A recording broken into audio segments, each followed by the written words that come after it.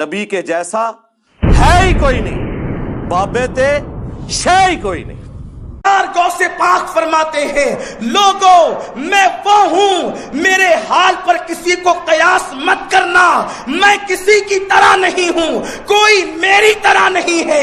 اللہ نے فرمایا انی عالم و ما لا تعلمون، عالم و ما لا تعلمون کا راز عبد القادر جیلانی ہے۔ فرماتے ہیں میں اللہ کے رازوں میں سے ایک راز ہوں، میں اللہ کے رازوں میں سے ایک راز ہوں۔ غوث پاک ارشاد فرماتے ہیں جب نوح کی کشتی چلنے کے لیے نکلی تھی اس وقت بھی عبد القادر نوح کی کشتی میں موجود تھا۔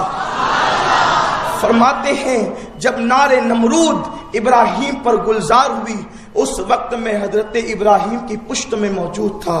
وہ غوث پاک ارشاد فرماتے ہیں اللہ کے میرے ساتھ، میرے اللہ کے ساتھ خاص تعلقات ہیں، اللہ نے مجھے اپنا محبوب بنایا ہے۔ غوث پاک فرماتے ہیں میرے اللہ نے مجھ سے 70 مرتبہ وعدہ کیا ہے عبد القادر جو تجھ سے محبت کرے گا اس کو اس وقت تک موت نہیں دوں گا جب تک کہ اس کو توبہ کی توفیق نہ دے گا۔ تیرے ماننے والے کو پہلے توبہ کی توفیق دوں گا اور اس کے بعد پھر اس کو موت عطا کروں گا۔ یہ سرکار غوث پاک ہیں، صرف ہم نہیں، آپ نہیں، بڑے بڑے اولیاء ان کی بارگاہ میں خراج پیش کرتے ہیں۔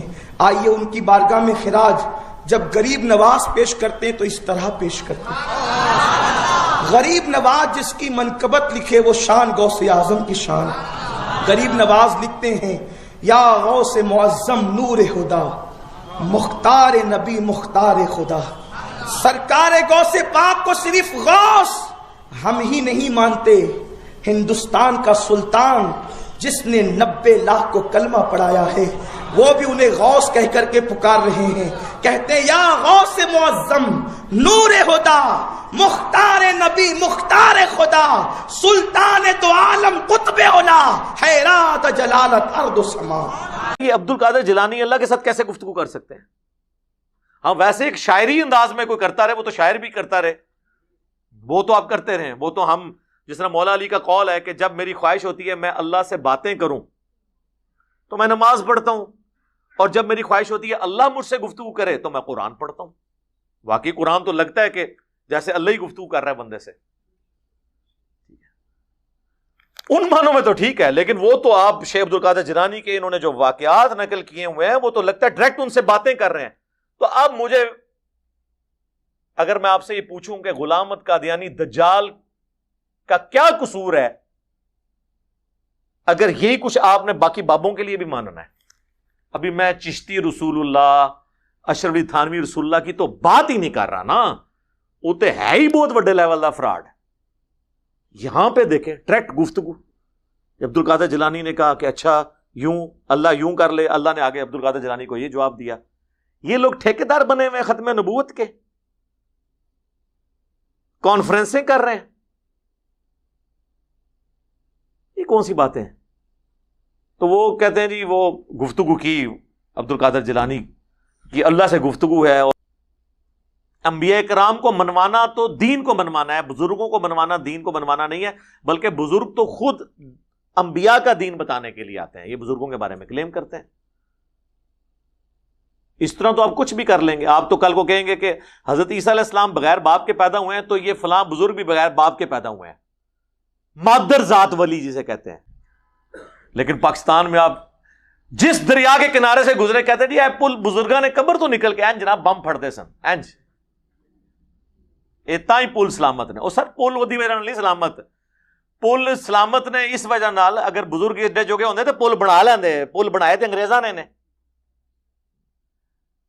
وہ جو لاکھوں روپیہ حکومت کا لگتا ہے ہر سال سینڈ بلاسٹنگ کے ذریعے اس سے کروئن ریموو کی جاتی ہے، اس کے بعد اس پہ نیا پینٹ کیا جاتا ہے، وہ جو آپ نے تنخواہ پہ ملازمین بچارے رکھے ہیں نا پینٹ مارنے والے، انہوں نے پل بچائے ہوئے ہیں، بزرگوں نے نہیں پل بچائے ہوئے۔ اے سائنٹیفک فینومینا ہے پیورلی پل نو بچانا، تو انہوں کے پتا۔ خیر میں پھر اور طرف چل پڑوں گا کیونکہ میں نے تو فی البدی گفتگو کرنی ہوتی ہے نا، کوشش یہ ہے کہ کسی طریقے آپ کے دماغ میں ڈرل کر لوں، ایک بار ڈرل ہو کے میں نے خود نہیں گھسنا، ڈرل میں نے کر دی نا خود بخود یہ اللہ نے دماغ ایسے فطرت پہ چیز بنائی ہے کہ سچائی قبول کرتی ہے. مجھے تو گھسنے کی ضرورت ہی نہیں ہے. ہاں ڈرل میں نے ایک دفعہ کرنا ہے کیونکہ انہوں نے دماغ بند کیے ہوئے ہیں. شاہ دولت دے چوئیاں جس طرح ہوتی ہیں نا وہ بنا چھڑے ہے. تو بس ایک بار سوراخ ہو گیا پھر دیکھو کس طرح دڑ دڑ دڑ بھی حق پہنچے گا. اور اس کے لیے ظاہر ہے کہ آپ کسی کے بندے کے دماغ میں ڈرل کریں تو تھوڑی بہت درد تو ہوتی ہے نا. چھوٹے سے آپریشن کی بھی اتنی ہوتی ہے اور یہ تو صدیوں کے دماغ بند ہوئے ہیں. تو پرانا ایسے آپ کو پتا ہے نا وہ پرانا اگر آپ کو بولٹ کھولنا پڑ جائے نا تو خالی رینچ سے نہیں کھلتا, کیا کرنا پڑتا ہے, اب تھوڑا بھی مارنا پڑتا ہے. یہ رینچ جڑے میں چلانا نا اس تو پہلے کدے کدے تھوڑا بھی مارنا پڑتا ہے. پھر تھوڑے جڑے پرانے نٹ جڑے کسے ہوئے نا زنگ آلود تو یہ ڈھیلے ہوتے ہیں, اس کے لیے باتیں کرنی پڑتی ہیں. تو یہ بالکل میرے بھائی فرشتوں کو تو پتہ ہی نہیں ہے. یہ کہانیاں جو آپ لوگ بیان کر رہے ہیں, فرشتوں کو تو اللہ نے 2 آپشن دیے ہوئے ہیں کہ اگر کسی کی قبر میں جانا ہے تو 3 سوال کرنے ہیں, اگر وہ جواب دے دے تو اس کے لیے پھر انعام ہے, اور جو جواب نہیں دے گا اس کے ساتھ شیخ عبد القادر جیلانی کیا کچھ بھی نہیں, زمین و آسمان کی ساری مخلوقات مل کے بھی کسی انسان کو عذاب قبر سے نہیں بچا سکتی. شیخ عبد القادر جیلانی کیسے لڑ سکتے ہیں؟ لیکن یہ تو کتابوں کا دین ہے نا. صحیح بخاری میں موجود ہے, جامعہ ترمذی میں موجود ہے, سنن ابی داؤد کے اندر موجود ہیں قبر کے جو سوالات آئے ہیں, اور وہ بھی اکثر 3 سوال پیش کرتے ہیں, اصل میں 4 سوال ہیں, اور چوتھا سوال اس کی جان ہے. یہ آپ کو سارے کمبائنڈ فارم میں مشکات کی پہلی جلد میں عذاب قبر والے چیپٹر میں مل جائیں گے. صحیح بخاری کے اندر موجود ہے. بخاری میں تو ایک سوال کا ذکر ہے جو فائنل سوال ہے نبی علیہ السلام کے بارے میں, ما کنت تقول فی ھذا الرجل, اس مرد کے بارے میں تو دنیا میں کیا کہا کرتا تھا. لیکن ابو داؤد میں ہے پہلا سوال ہوگا من ربک, تیرا رب کون ہے. ما دینک, تیرا دین کیا ہے. اور تیسرا سوال یہی, ما کنت تقول فی حق ھذا الرجل, اس مرد کے بارے میں تو دنیا میں کیا کہا کرتا تھا. مسند احمد میں یہ بھی الفاظ ہیں کہ وہ کہتا ہے ای الرجل, کس مرد کے بارے میں آپ پوچھ رہے ہیں.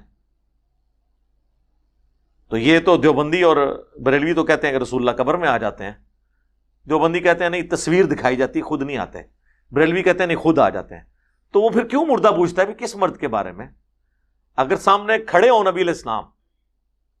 چلے اس کے جواب میں فرشتوں کہنا چاہیے جو آپ کے سامنے کھڑے ہیں. ابو داؤد اور مسند احمد کے الفاظ ہیں الذی بعث فیکم, اس مرد کے بارے میں تم سے پوچھ رہے ہیں جس کو اللہ نے تم میں مبعوث کیا تھا پیغمبر بنا کر. تو وہ کہتا ہے ہوا محمد رسول اللہ, وہ اللہ کے رسول محمد, ورنہ تو کہ ہاذا محمد رسول اللہ.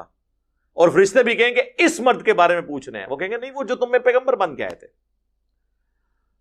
تو تینوں سوالات کے جواب جو مومن دیتا ہے, تو ابو داؤد کے الفاظ ہیں کہ فرشتے پوچھتے ہیں کہ تجھے کیسے پتا چلا ان سوالات کے بارے میں. چوتھا سوال ہے. اس تو بعد باب ختم, کتاباں شروع. وہ کہتا ہے میں نے اللہ کی کتاب پڑھی تھی تو میں نے اپنے پیغمبر کے حق ہونے کی تصدیق کی. اللہ کی کتاب ایک دفعہ سورہ فاتحہ 3 دفعہ سورہ اخلاص پڑھ کے نہیں بخشی سی, اللہ کی کتاب پڑھی تھی, یعنی اس کے عقائد. تو یہ ہے اصل جان.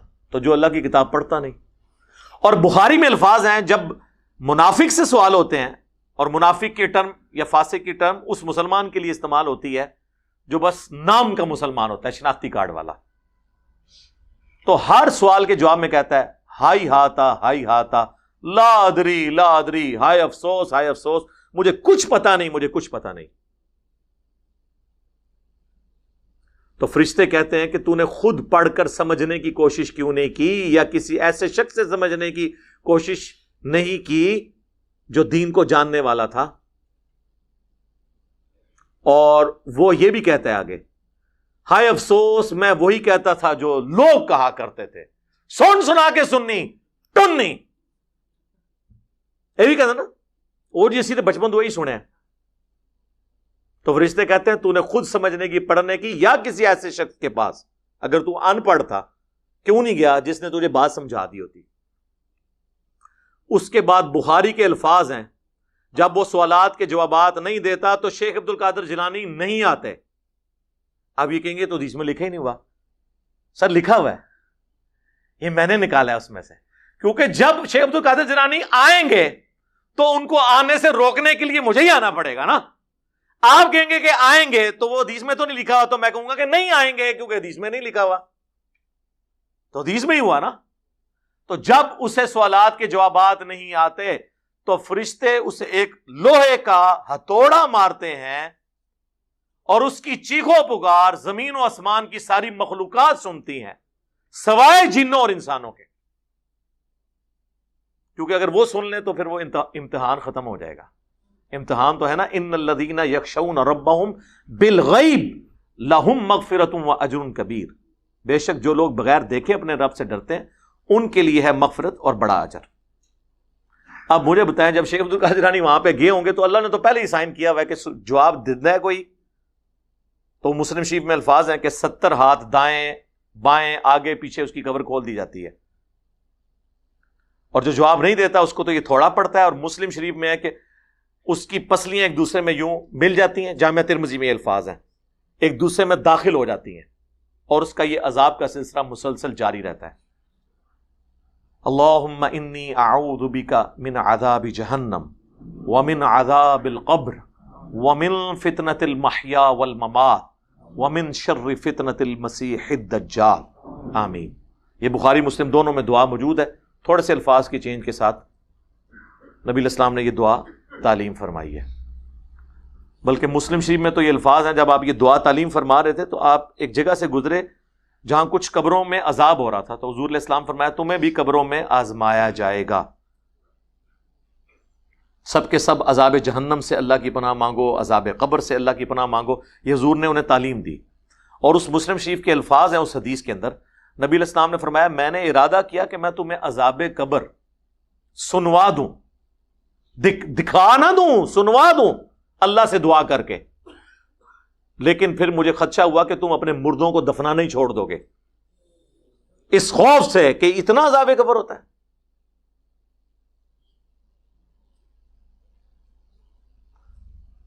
تو صحابہ کرام نے تو عذاب قبر دیکھنا تو دور کی بات ہے, سنا بھی نہیں, اور یہ کہتے ہیں ہمارے بزرگوں کو قبر کا کشف ہوتا ہے. یہ فرق دیکھ لیں. تو اس کا مطلب ہے کہ صحابہ کرام سے, اہل بیت سے اپنے بزرگوں کو بڑا سمجھتے ہیں. اس کو بھی چھوڑ دیں. بخاری مسلم دونوں میں حدیث ہے, نبی الاسلام ایک جگہ سے گزر رہے تھے, آپ کا خچر بے دک گیا. اب ادھر وہ کہتے ہیں دیکھیں جی حضور علیہ السلام جس خچر پہ بیٹھے ہوئے ہیں اس کو علم الغیب آ جاتا ہے تو بزرگوں کو کیوں نہیں آتا؟ ایوی کٹ دینے. اس لیے آتا ہے کہ سر بزرگ جو ہے نا وہ انسان ہے, اگر ان کو علم الغیب کا ماننا ہے عقیدہ تو ان کو پھر آپ کو پہلے خچر بنانا پڑے گا, کیونکہ بخاری میں الفاظ ہے کہ جنوں انس کے علاوہ ہر مخلوق عذاب کو سنتی ہے. تو بزرگوں کو اگر عذاب قبر سنوانا ہے تو ان کو پہلے جانور بنوائیں.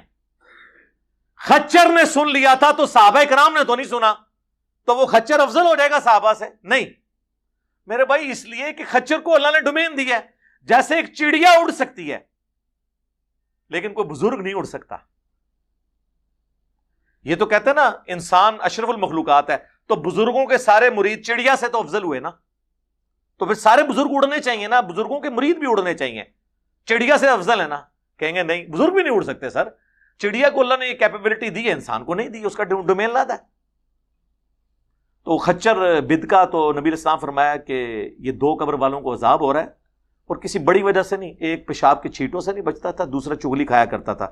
پھر آپ صلی اللہ علیہ وآلہ وسلم نے ایک ٹہنی توڑ کر اس کے 2 ٹکڑے کر کے 2 قبروں پہ لگائے اور فرمایا جب تک یہ ہری رہیں گی ان کے عذاب میں تخفیف ہوتی رہے گی. یعنی حضور کی ہاتھوں کی برکت, حضور کی شفاعت کی وجہ سے. یہ ساری حضور کی شفاعت ہے. اوڑیان نے لاکھ نو کلمہ پڑھایا, او سر چھڑ دیو. ڈاکٹر ذاکر نائک نے ہزاروں ہندوؤں کو کلمہ پڑھایا, ہم نے دیکھ لیا. آپ کی تو سٹوریاں کتابوں میں اکثر جعلی نکل آتی ہیں, یہ تو ویڈیو بنی ہوئی ہیں, اور ان کو غریب الوطنی کی زندگی گزارنی پڑ رہی ہے. حضرت ابراہیم علیہ السلام کی طرح اپنا مسکن چھوڑنا پڑ گیا. تو ان لوگوں نے ڈاکٹر ذاکر نائک کو ولی اللہ کیوں نہیں مان لیا؟ اس نے نہیں کلمہ پڑھایا. تو پھر آپ کو کہیں گے نہیں فاسق سے بھی دین کا کام لیا جا سکتا ہے. اچھا دوسرے فاسق ہو گئے تو اڈے کلمہ پڑھاون تے اولیاء اللہ ہو جان. کسی کو کوئی ٹائٹل نہ دے میرے بھائی، سب کے سب فالوور ہیں۔ اللہ چاہے انگریزوں سے قرآن پرنٹ کروائے، اللہ تعالیٰ چاہے کسی مسلمان سے پرنٹ کروائے، اصل چیز ہے آپ نے کتابوں کو فالو کرنا ہے، اور صرف ان بابوں کو ماننا ہے جو کتابوں کو مانتے ہیں۔ اسی کو ہم نے سافٹ انداز میں کہا ہے کہ مرنے سے پہلے اے مسلمان کر لے اس پہ غور، کتابوں کا خدا اور ہے، بابوں کا خدا اور۔ بابے مانتے تو اسی خدا کو ہیں، لیکن کتابوں والی کوالٹیز کے ساتھ نہیں، اپنی من گھڑت توہمات کے ساتھ۔ اور یقین کر اس نعرے کا اگر تو واقعی دل سے ورد کرے گا، ایک دن آئے گا تیرے اندر سے آواز نکلے گی، کیا؟ نہ میں وابی، نہ میں بابی، میں ہوں مسلم علمی کتابی۔